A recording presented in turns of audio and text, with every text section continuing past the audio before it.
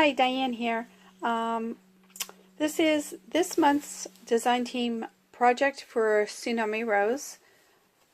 She has a large collection of printables, some beautiful flowers, and beautiful collections.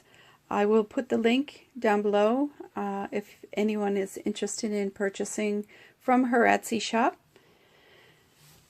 Now this one is kind of geared towards the flapper 1920 style. So I had seen this cover. It was a jacket cover for a book, and I had got it out the book and I had used it on some other project, and I just could not part with the actual jacket that came with the covering that came with the book. So I saved it, and I thought this would be the perfect project for it.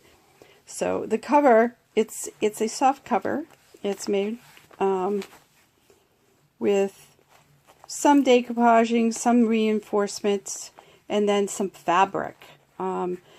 This is lace,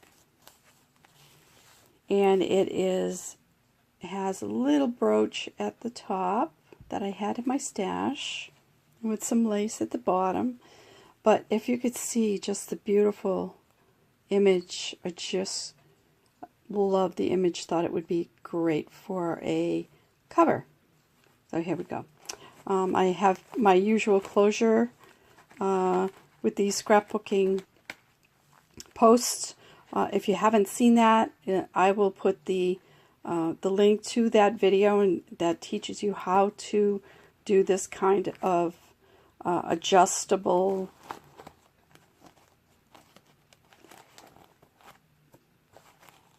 closure. Okay, so here we go. Now the inside, I have a journaling prompt, which I usually, as I said, I add into most of my journals. It's just to get you started. If you haven't journaled, or if you run out of ideas, this will give you a good idea. Now some of these items are from my stash, but a good number of them, like these beautiful flowers, are from Tsunami Rose's collections. I did quite a bit of stitching in the book. I do love to stitch, so I'm always forever at my sewing machine. This has a lot of little tuck spots where you can add more and more to it with a big, large sized belly band to hold quite a bit. It can hold quite a bit. A pocket here with a tiny little tag. I like sewing in and some ribbons, and these are my usual hearts, little hearts. I usually do one or more of these pages with all these punched out hearts. I keep all my little scraps. I punch out hearts, I put them in a dish, and eventually they end up on pages. So I just stitch through them all. On the other side, it is reinforced.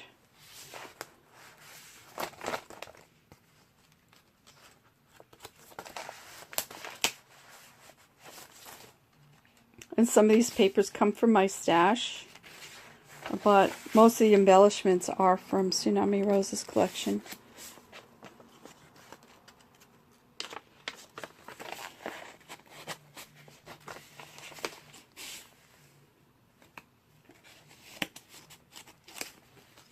Found these pretty paper flowers.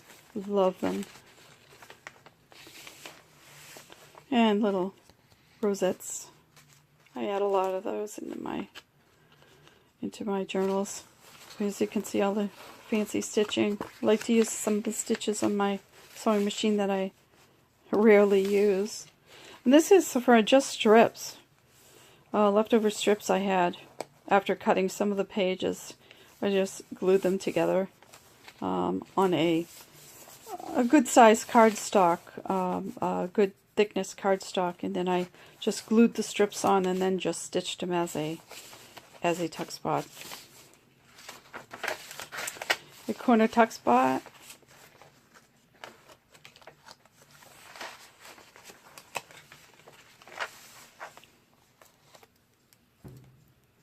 one of Tsunami Rose's little rosettes.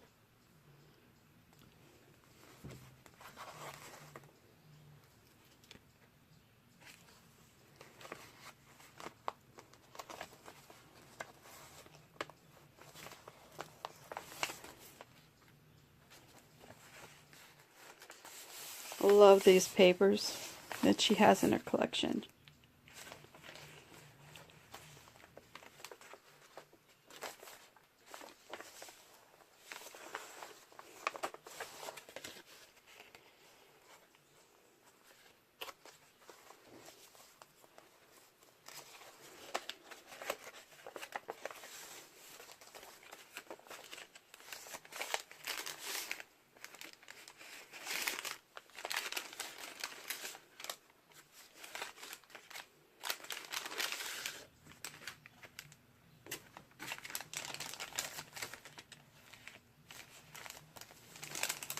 The center of the first signature, the little heartstrings.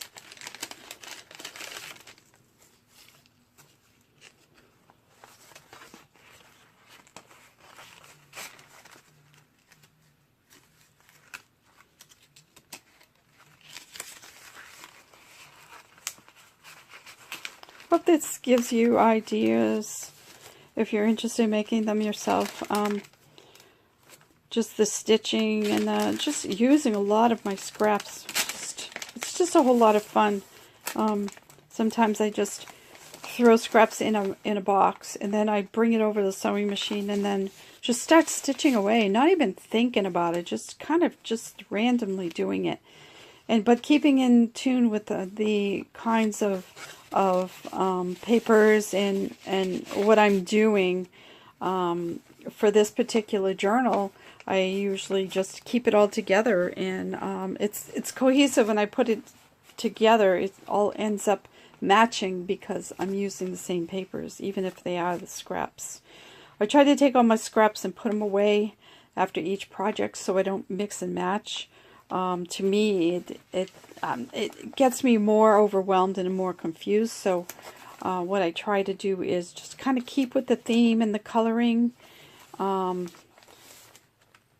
Normally, I'll do my journals I'll collect the pieces in stages. I'll have a few boxes. One will be all the scrap papers, another one will be all the embellishments, and another one will be all the pages. And then once I put it together, if I keep just those 3 boxes on my desk, those are the ones that I'm going to use. Sometimes I throw in some ribbons and things into the boxes that I think will go well with it. And that's how I get not so overwhelmed, because I am one of those crafters that do collect a lot of things. So hopefully that'll be a handy hint. I'll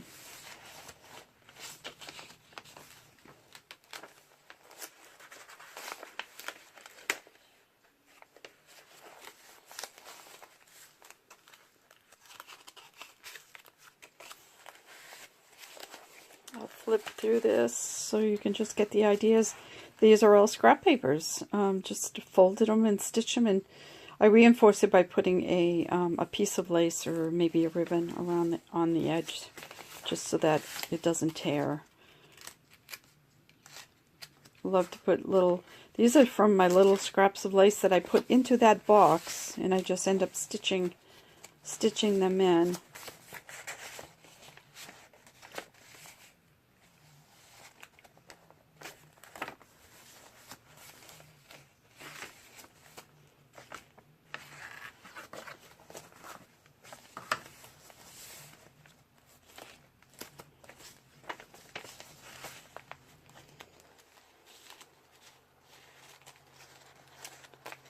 You little angel.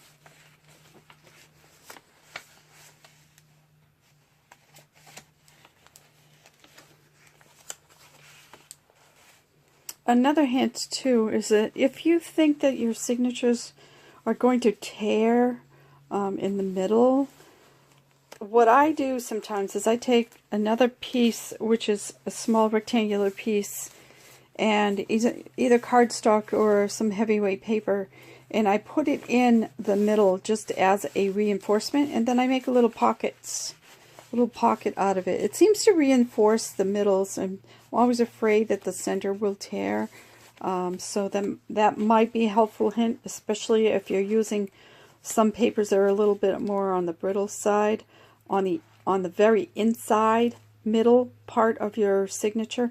Then you might want to add something in just for a reinforcement and just make pockets out of it.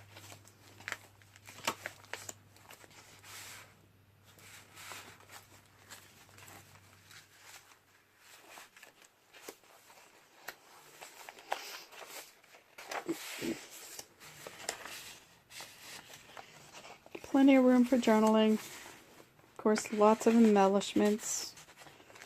That's my tendency, to put a lot of embellishments.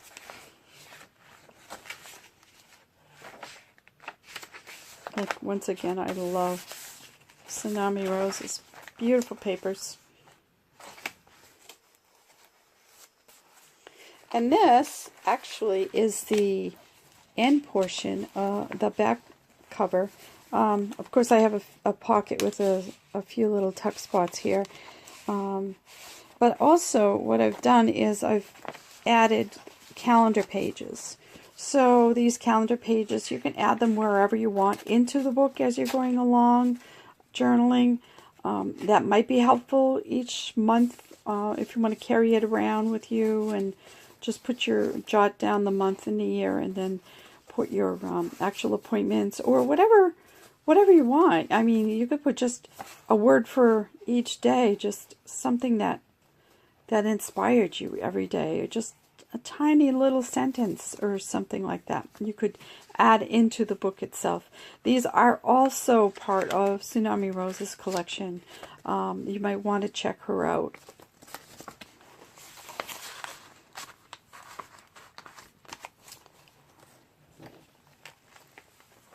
Okay, so that's my Roaring 20's one. This will be available at my Etsy shop. And I'll be coming up with another one pretty soon that will show you some other techniques. So, hope you all have a great day. Thanks for watching. I appreciate everybody who watches my videos and who visit my Etsy shop. Thanks again. Have a great day. Goodbye.